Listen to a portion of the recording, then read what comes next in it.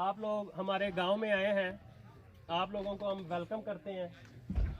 آپ لوگ ادھر ووٹ لینے آئے ہیں, لیکن اس میں کچھ مسائل ہیں. پہلا مسئلہ یہ ہے کہ ابھی ہماری اتنی اچھی جان پہچان نہیں ہے.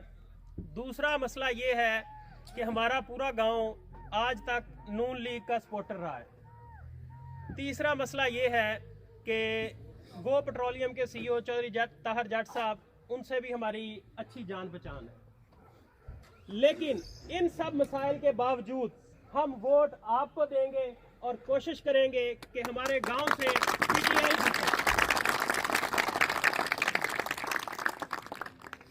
لیکن ایک بات یاد رکھیے گا, یہ ووٹ اور یہ ساری محنت شوکت خانم کے بیٹے عمران خان کے لیے ہوگی.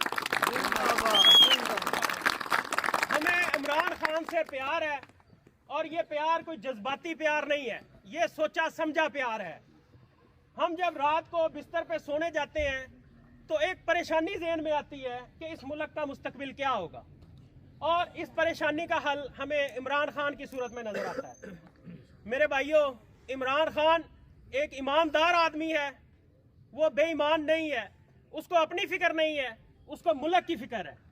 ہاں, وہ جنونی ہو سکتا ہے, جذباتی ہو سکتا ہے, شاید کچھ فیصلے اس نے بیوقوفانہ بھی کیے ہوں, لیکن وہ بے ایمان نہیں ہے. اگر وہ لگا رہا اور ہم نے اس کی سپورٹ کی تو ایک دن پاکستان ضرور ترقی کرے گا انشاءاللہ.